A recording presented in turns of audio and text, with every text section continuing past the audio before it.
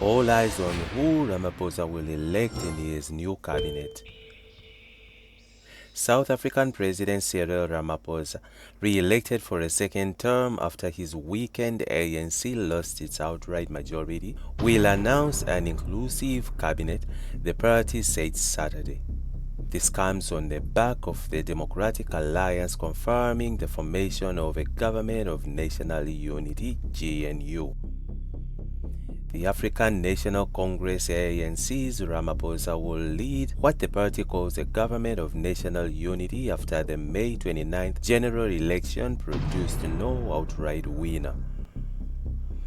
Congratulatory messages continue to pour in for the leader who was re-elected as president on Friday and will be inaugurated on June 19th. U.S. President Joe Biden said he looked forward to the two countries continuing our work together. The African Union AU chairperson Moussa Faki said he looked forward to continuing to work with you on our shared continental agenda to which you have been a strong champion. Namibia's President Nangolo Mbumba congratulated his dear brother Ramaphosa. He was confident he would continue to lead the country to greater heights, he added. The election marked a historic turning point for South Africa, ending 3 decades of dominance by the ANC of the late Nelson Mandela. The humbled ANC said it was ready to set aside our political differences, find innovative ways to work together in the interest of our nation. The National Unity Government includes the Center-Right Democratic Alliance DA, the Zulu Nationalists Inkatha Freedom Party, and other smaller groups. On Friday, Chief Justice Raymond Zondo opened the Parliament's first sitting, swearing in MPs in batches and presiding over the election of the Speaker, who was from the ANC, and the Deputy Speaker, who was hailed from the DA. However, South Africans continue to express skepticism about the unprecedented deal, particularly the union of the ANC and the DA, until now long-term political foes. The DA has become the country's longest official opposition. Kaunda's posting to NCOP came as a shock. The redeployment of ousted eThekwini Mayor Mxolisi Kaunda to the National Council of Provinces NCOP came as a shock to ANC alliance partners who were kept in the dark until the news broke on Wednesday. Sources within the ANC and its alliance partners said Kaunda was pushed out because the party was no longer happy to have him leading the country's second biggest economic hub. The ANC provincial leadership announced Kaunda's removal from the city a day later, which became effective on Friday. He was due to be sworn in on the same day in Cape Town as a member of the NCOP.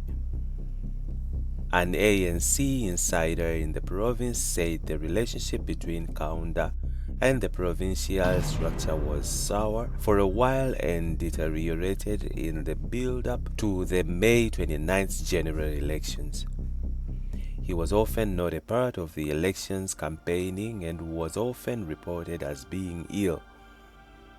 There were also suspicions that he had warmed up to the MK party on the side, said the source. Provincial spokesperson Mafik Amdebele declined to comment, saying the ANC does not respond to gossip. Kaunda bid farewell at the media conference on Thursday and said he was accepting of his redeployment. I take it with warm hands as I took the deployment of being the MEC for transport, and even when I was requested to come to the city, I did the same, he said. Kaunda was appointed as mayor in August 2019 with Belinda Scott as his deputy and Weziwe Tusi as speaker, to rescue the province's economic hub from collapsing after Zandile Kumede was fired as mayor. This then Premier Sihle Zikalala redeployed him from his provincial cabinet position as the Transport, Community Safety and Liaison MEC between 2016 and 2019. However, the insider said the current provincial structure, headed by Siboni Soduma and Secretary Bekim Tolo, viewed Kaunda as a weak mayor in terms of service delivery. He was informed about his redeployment on Sunday, June 10, said the source.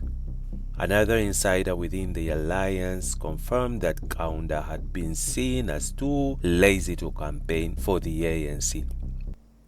His relationship with the provincial leadership was not too good, mainly because he was seen as a Zikalala ally. He was also very aligned with Jacob Zuma. I heard he did not actively campaign, nor did I see him, the source said. Shortly after the July 2021 riots, which were supposedly in reaction with Zuma's incarceration at the time, Kaunda posted on his Facebook page, "We are Msholozi. Msholozi is us. #free Zuma."